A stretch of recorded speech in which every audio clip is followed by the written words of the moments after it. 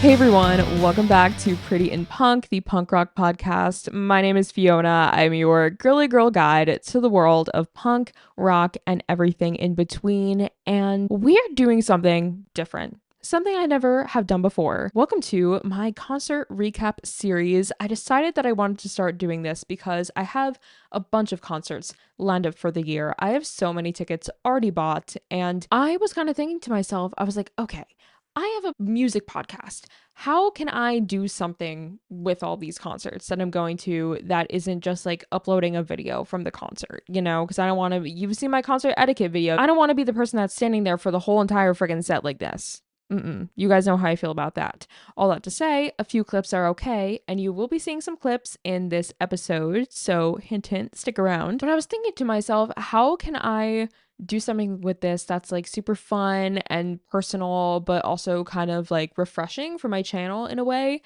And the little concert recaps kind of came to me. I'm sure people have done this before. This isn't like anything crazy new. I'm certain this has probably been done before. But I thought this would be a really fun way to talk to people who have maybe been to the same shows as me, share my experience with shows, talk about my favorite songs that they played, what I thought about the venue, my experience, moments that stuck out to me, show off some merch that I got maybe, and just interact with fellow fans of the bands I am going to see and talk about our experiences together. So, all that to say, welcome to Concert Recaps. And to kick off the first concert recap in this series, we are talking about the one, the only Amyl and the Sniffers. I saw them at the Roadrunner in Boston on May 17th. If you were there, let me know. Let me just say, this show was wild, high energy, rowdy, and absolutely electric from start to finish. I can't wait to dive into every chaotic, crazy detail and share my experience with you guys. This was a part of their Cartoon Darkness World Tour to celebrate their newest release and third studio album, Cartoon Darkness. If you are watching on video, you can see in the back I have it on. Also have my t-shirt on to celebrate today's episode, and this concert and this tour, they came out swinging. Now, just real quick background, I am a relatively new fan of Amyl and the Sniffers. I got hooked when they dropped their single, You Should Not Be Doing That. That was the first song that I heard of them, so yeah, I know I am very, very late to the game. I'm super late to the party, okay? You can call me out on it, I know. So that was the first song I heard. First listen, instant obsession. I was hooked. All that to say, this was my first time seeing them live, and I was hyped. I have seen so many clips of Amy Taylor's stage presence and them playing live, and I just knew it was going to be insane. I mean, even through watching concert clips of them on TikTok, you can feel the energy through the screen. And to add to it, this was just a super fun weekend overall because I was visiting Boston with my boyfriend. I'm not from Boston, I was just there to visit, but my boyfriend and I were visiting my friend and her boyfriend. So the four of us went to the show together. So the show was on a Saturday night. It was the perfect night for us to go do some touristy things and explore Boston during the day and then grab dinner and then see the show. So it was the perfect amount of time to have a nice touristy weekend in a new city. So I took the Amtrak up, right? And the whole time, I will be honest, I am a avid Setlist FM user, okay? I I just want to know. I just want to know what I'm getting into. I want to know if they're going to play my favorite songs. I want to know the order, okay? I know that is maybe spoiling it to some people because I do know some people who don't want to know the set list going into, but I'm nosy. I want to know. I want to know what we're getting into and who we're seeing and what we're seeing. What's the vibe of the night? And it's my toxic trait, okay? I want to know before I go into it, but no regrets because even knowing the set list, it was still electrifying getting to hear and see all of the songs live. But I digress. To my point is that I made a playlist of it and I listened to it all the way up on the Amtrak. I took the Amtrak there. First time taking the Amtrak. Crazy experience. Interesting experience. A little stressful, to be honest, because it's not assigned seats. You got to pick them anyway. Side note. So I listened to the set list like 3 times on the way up there and it just got me so excited. And Oh, it did not disappoint. It was a killer set list. So, onto the venue and the vibe of the evening. The show took place at the Roadrunner in Boston. Apparently, it is the largest general admission venue in New England, interestingly enough. It does hold about 3,500 people. It's a two-story venue with a mezzanine. There's like 3 bars at least, and it's just super modern and clean. Like, especially the bathrooms were spotless, and I was impressed. I really, really was. I loved the venue. I would totally go again to see a show there if I'm back in Boston. You walk in, really cool vibe with this huge, beautiful mural on the wall, and already it sets the tone for a very artsy kind of environment. And as for the crowd in the venue, it was packed. It was high energy, tons of mosh pit action, which we will get into later. There was moshing, crowd surfing, you name it, screaming along, and it was crazy and chaotic in the best way possible. One thing I noticed and I really loved was that it was a total mix of ages and identities. I thought that was really cool to see because it really speaks on how widespread the appeal of this band is. Now on to the opener. The opener was Sheer Mag, a band from Philly who I hadn't heard of before, to be honest. I went in with no expectations. I normally am the kind of person to listen to the opener or openers before I go, just so I can like get a feel for the vibe, maybe know a few songs and sing along to them. But I didn't listen to them this time. I don't know why I didn't. I normally am the kind of person that does that, but I just didn't. But I was pleasantly surprised and really enjoyed their set. Lead singer Tina Halliday, insane vocals, insane voice, powerhouse of a vocalist, and really blew me away vocally.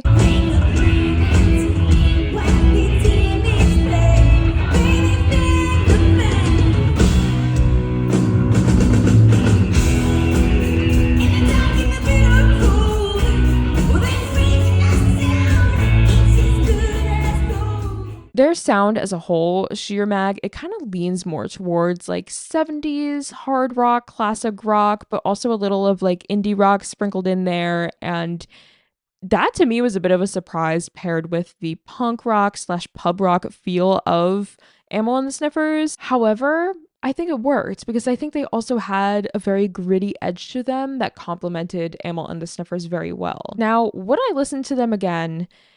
If I'm being honest, I probably wouldn't. Let me say, they were great live. Again, Tina's voice blew me away. Like, if I had vocals like that, I wouldn't shut up. I would be singing everything. I'd be singing at the drive-through worker, okay? Like, I would not shut up if I could sing like that. I thought the band was talented. I thought they killed it. It's just not my vibe. It's not the kind of music I go towards, and I think that's okay, you know? But if this sounds like something you would enjoy, definitely recommend checking them out because they are definitely on the rise, and I think we'll be seeing and hearing a lot more from them. However, even though they weren't my vibe, mad props and respect for their performance. And if there is another band that I'm going to see, and they're the opener for it, I wouldn't be disappointed. I would definitely like that again. And now we get to Amyl and the Sniffers, the main event of the evening. So let's talk about them. They come out, immediate energy.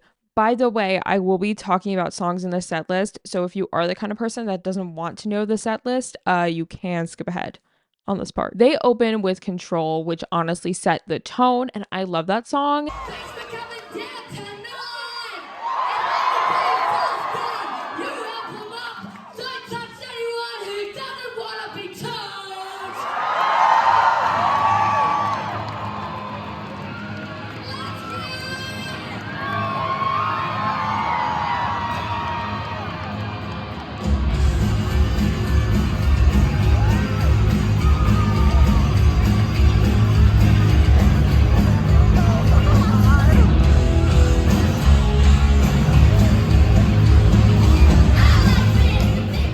But I think what surprised me the most is that they didn't play a song from Cartoon Darkness until about the fourth song.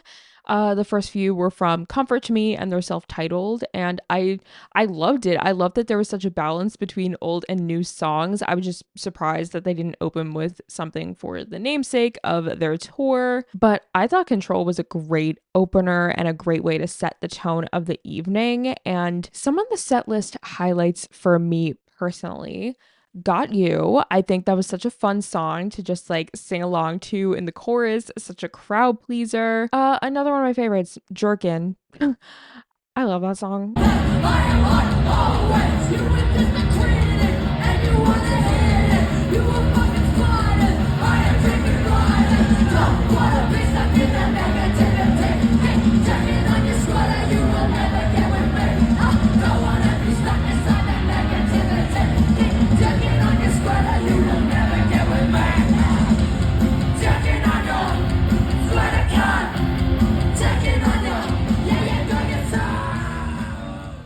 Okay, like the lyrics are insane, but I love them. And I think that was my favorite song that they played that night. Screaming along to that was iconic. Like my boyfriend and I were just yelling the lyrics at the stage. So I loved that. And then Knifey was another one of my favorites. That's one of my favorite Amyl and the Sniffer songs, period. I think it's so emotional and raw and real, and it just like really strikes a chord with me, that song. And before singing it, Amy did give a really heartfelt, meaningful speech before, and I think you could just really like see, hear, and feel the emotion in the performance of that song.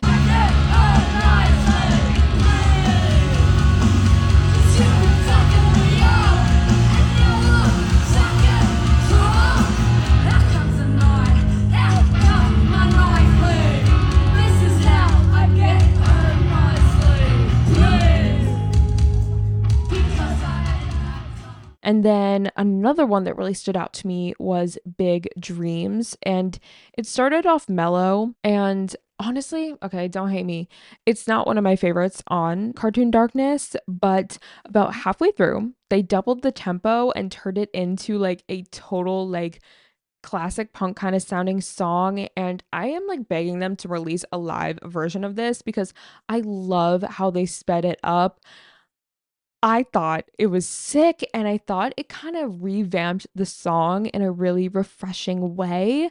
And I would love to hear a live album where we hear that song. I thought it was awesome. One thing I love about Amyl and the Sniffers is just how outspoken they are as a band. And Amy definitely had a few moments where she paused and she talked about and spoke on current events and a lot of injustices in the world. And it was just raw and real and grounded. And to me, that is like the most punk thing ever, just speaking out on issues from the heart and not being afraid to speak out and use your voice and use your platform. And I love that. And I love that about her. I love how she is not afraid to speak out on what is wrong in the world. So that is definitely something that I look up to her for. And another part of the set that I loved was she shared a story about how she and the band, some of them worked at like grocery stores, others worked at fast food restaurants. And before any of this blew up and they became the Amyl and the Sniffers that we know and love today, that's where they were. And I thought that it made the night more real and personal and inspiring. And I loved that. I loved hearing the real backstory and start of Amyl and the Sniffers. I love when bands or artists are on stage and they just get very personal like that. I think it adds a sense of humanity to the set and makes you feel more immersed in the set. So I definitely loved that. One moment I want to highlight, and this is a more serious moment. Someone in the crowd did have some sort of injury or medical emergency. I don't know exactly what happened, but Amy immediately stopped the show because I saw a bunch of people like pointing at the ground, and she immediately caught it and the band caught it and stopped the show. And it was stopped for maybe about like 10 minutes. It was during the song Me and the Girls, and I don't know what happened. I didn't see what was going on, but props to the venue and the security and the medics on site. They stepped in right away, took care of the issue flawlessly and so professionally, and the band was great about it as well. And they immediately stopped the show and were just making sure that, you know, they were attentive to what was going on. That kind of care from the artist too to stop the show really matters, and I think really speaks on who they are as a person as well, and that they show genuine care for their fans. However, side note, Amy also did leave stage at one point and then come back on to tell us that whoever was okay. So everything was okay as well. Now let's talk about performance wise. Amy was just incredible. Her stage presence is everything. Like, seriously, everything.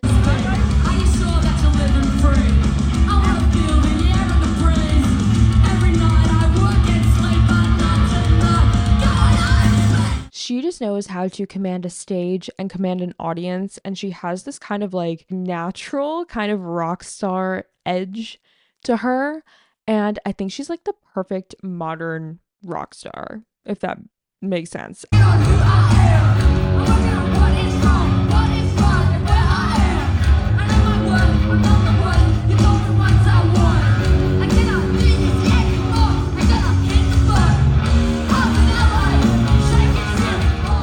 She has that like classic punk charisma with a modern edge, and she just completely owns the stage. I mean, her hair, incredible, makeup, incredible, outfits, amazing. She just works the stage and she rocks it. And oh my God, like watching her, she was incredible. And the band as a whole, so good, so tight sounding. And the rest of the band was also talking to the crowd and interacting with the crowd and getting them to shout along. So even though she is like the driving force of the band, the whole band was just really like getting the crowd hype and getting everyone involved. And I loved it. I thought that they were really good at just immersing everyone in the show and making sure that everyone was having fun. And I thought they sounded great live. I really did. I mean, Amy's vocals are just, she has super raw vocals. They're very shouty. She's that super thick accent. They're just so loud and powerful and really commanding. And overall, the instruments sounded great live.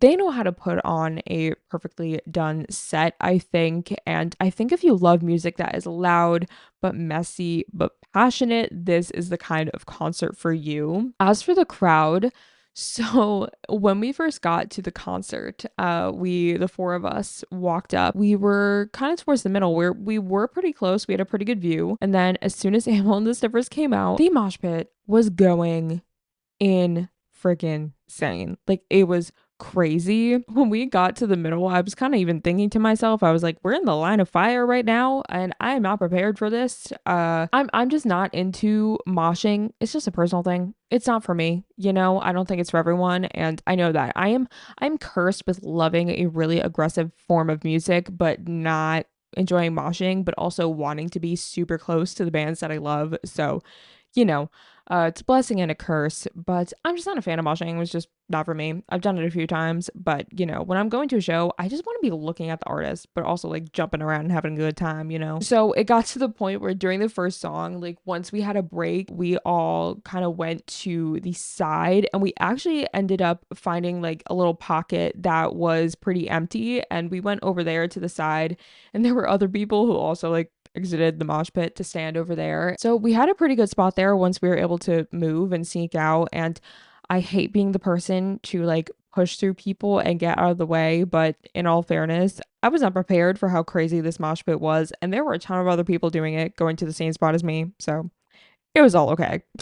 But we ended up getting a really good spot on the side, and people around us were still jumping up and down and going crazy and screaming along with the lyrics. They just weren't moshing. So even though we were off to the side and just a few rows further back, the energy of the crowd did not stop, and it didn't feel like it changed because we weren't in the pit. Like, I still felt very immersed in the energy of the crowd, and the crowd still felt very high energy and fun. And that's what I like when, even though you are off to the side, you still get like the energy coming off of the pit, but you're just not, moshing with everyone.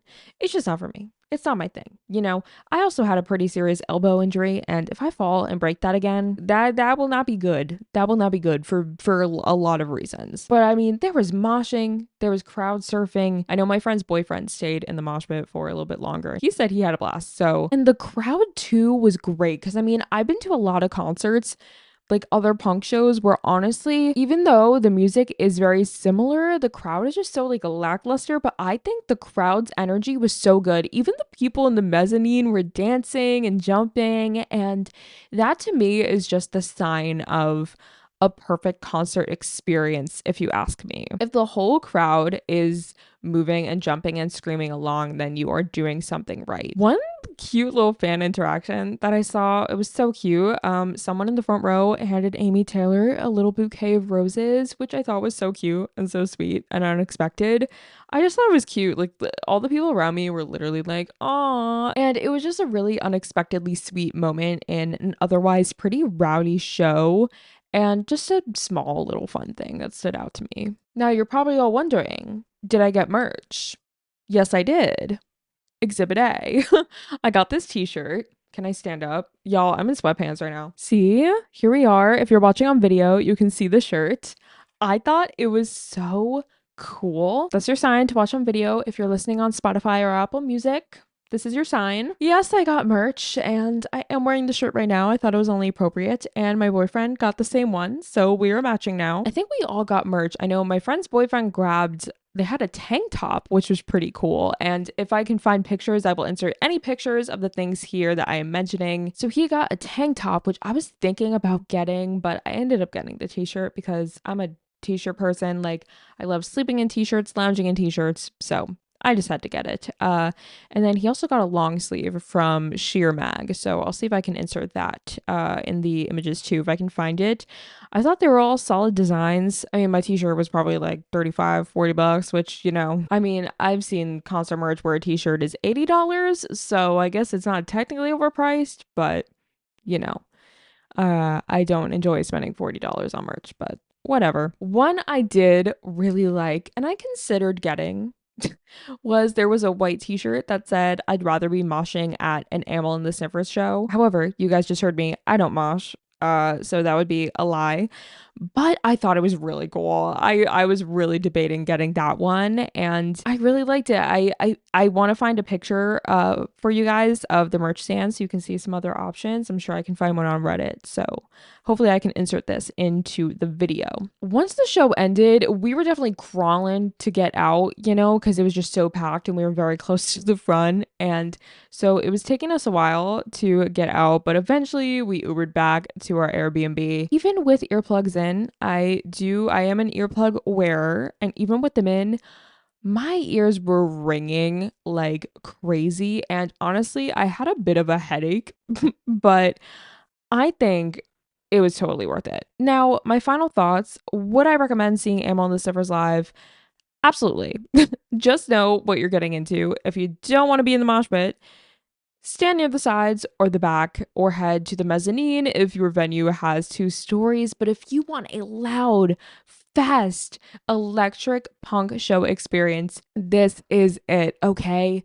From Amy Taylor's just insane energy to the loud, fast, punchy guitars and the booming drums and bass, this was a hell of a night.